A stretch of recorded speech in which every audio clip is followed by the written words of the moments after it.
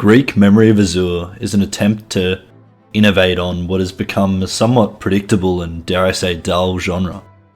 Now, when I say this, I'm not saying that I hate 2D platformer games, but what I'm saying is that the genre feels as though it's stuck in time. With each new edition comes the same experience reimagined. But the question is, can Greak Memories of Azur innovate enough to spice up the experience and make it stand out on a somewhat samey genre?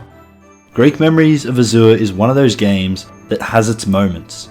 From wonderful backdrops and arts paired with a brilliant narrative, it's all let down by poor design, poor implementation and a lack of attention to the gameplay mechanics, which is what separates this game from everything else.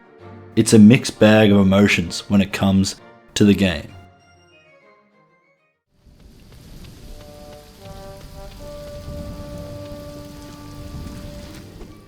The story in Greak Memories of Azur sees you play as the young Greek searching for his brother and sister, Adara and Raidel, in order to escape the corruption that plagues the land. Greek not only needs to save his family, but his friends as well. It becomes a great narrative of exploration and salvation, as Greek attempts to save everyone from the corruption that has consumed the land of Azur. The narrative itself is nothing original, but this game's take on the trope is somewhat refreshing, if not, at least a believable reason for your actions and the world's existence. The overall tone of the narrative is relatively sad as you venture through a beautiful world that's withering away as the corruption continues to consume the last beauties the land of Azur has to offer.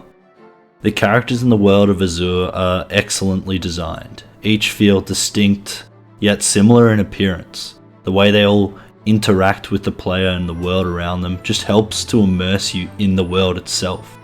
As the world just feels alive, it feels like you are truly living in the world. The struggles and sacrifices of these people is real, and most certainly helps to create a bond between the player and the world of Azur.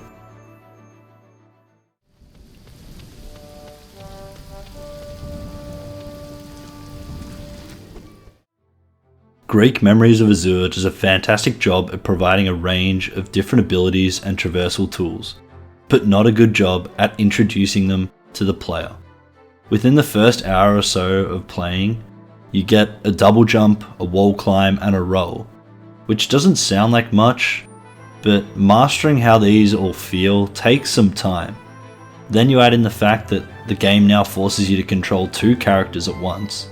It all of a sudden becomes even harder, as Adara doesn't have a double jump, but instead hovers, and instead of rolling, now dashes backwards. Within the first hour, you have 5 abilities introduced to you, which controls 2 characters simultaneously. It feels well too overloaded, like all of these were thrown in at the player just to offer more platforming potential earlier on. But the issue is, the player doesn't have time to get to grips with the platforming mechanics before being directed to use another. And this isn't even considering the fact that once you meet Raidel, you have 3 characters to control at once, and an entire new set of mechanics available. For such a short game that has roughly 7 hours of playtime, there simply isn't enough time to grasp the controls of each character and use them in unison with one another.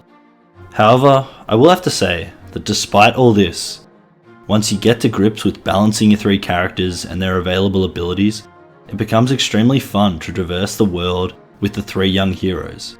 The game does an exceptional job at providing challenging puzzles and platforming sequences that require the player to showcase their mastery and understanding of each character, none of which really requires much thought, except for the particular dungeon later on, but I'm not going to spoil that. I honestly don't think this does enough to outweigh this game's poor game design in terms of introducing the player to the tools available to them. They just smack some text in your face and call it a day. It's a shame, because these mechanics are somewhat interesting on their own, but just poorly implemented.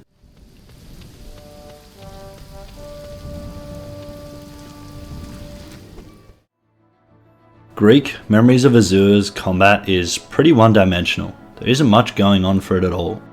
It's clear that it took a backseat to the platforming. with each character really only having a basic attack at their disposal. While the Scout Zac can teach you more attack moves, most of these are just more directions that you can attack. And Adara learns a stronger blast. There's nothing else to it. Nothing dramatically changes over the course of the game. The combat experience stays pretty much identical from the start to the finish. In fact, I'm 99% sure that the game could be beat with just the standard attack you have available from the start of the game.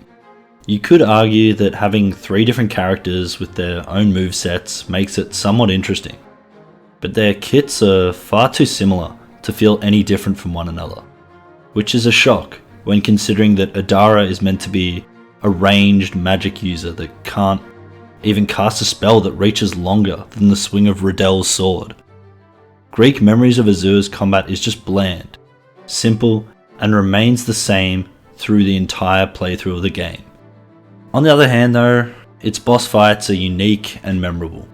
All the bosses feel like they're a puzzle that needs to be solved using the plethora of different tools at your disposal, each with their own environments and mechanics that make for a thrilling and enjoyable experience.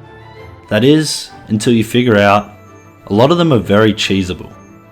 What I mean by this is often you can just tank the damage that they deal while using all 3 characters to wail on the boss until they die, totally ignoring the intended solution for each boss fight, which is a shame because some of these mechanics are really well done.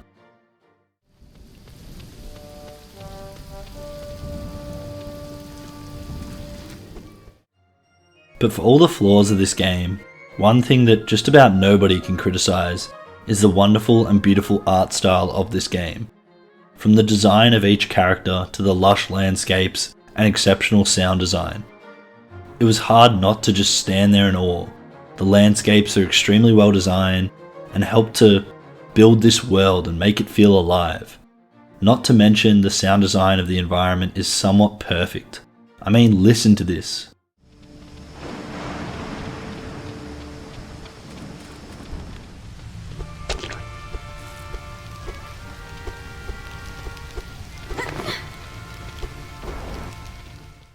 I could probably fall asleep to this. Simply put, Greak Memories of Azur is a fantastic looking game with a top-notch sound design that build on the wonderful world and creates a more compelling narrative.